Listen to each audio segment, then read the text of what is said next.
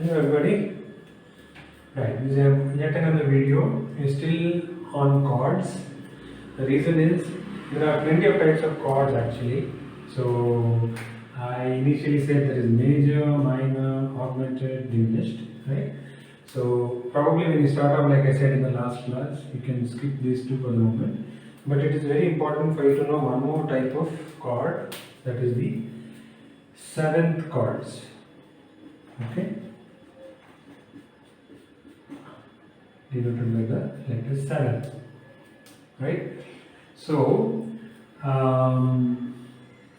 now why am I saying this is important? Because it adds a lot of flavor. See, music is, I know I'm making it might sound a little boring with so many classes of music theory, and that's why probably I had a lot of attention during my regular teaching of students.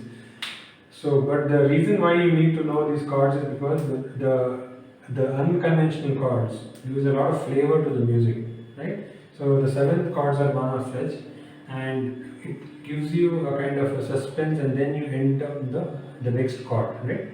So, what are the seventh chords, right?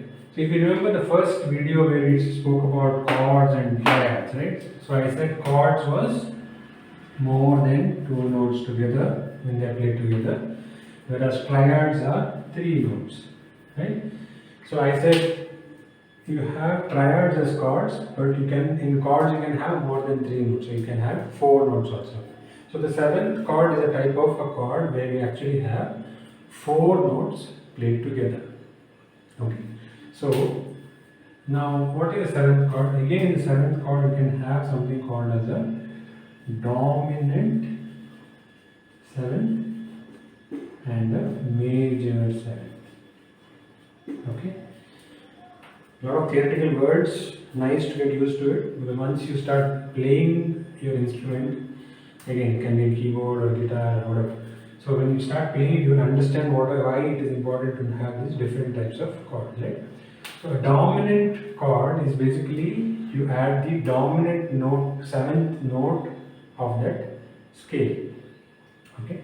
So in simple words, right? For now, for you to play that chord, if you want to play a dominant seventh, right? So if you imagine you want to play C seventh, right? C seventh chord. So usually the C seventh chord will be nothing but the C chord. So C, when I say an unqualified term of C chord, it means it is a C major chord, right?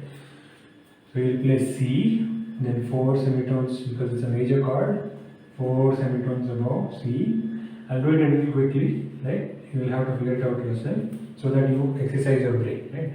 So for the second note is E, and the third note is G, right? So what you do is you add another note to this chord to make it a seventh chord. So in a dominant seventh chord, you add a note two semitones below C, right? So two black keys C, two black keys C, right? So you are playing this chord. Where is my red marker? Yeah. You play this note C, E, G, right? And then you play another note which is two semitones below the first note, the root note, right? C, 1, 2. So this note is B flat.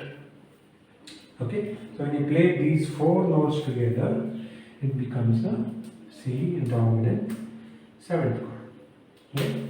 Same way, if it is a C major seventh, again it is C, E, G, right?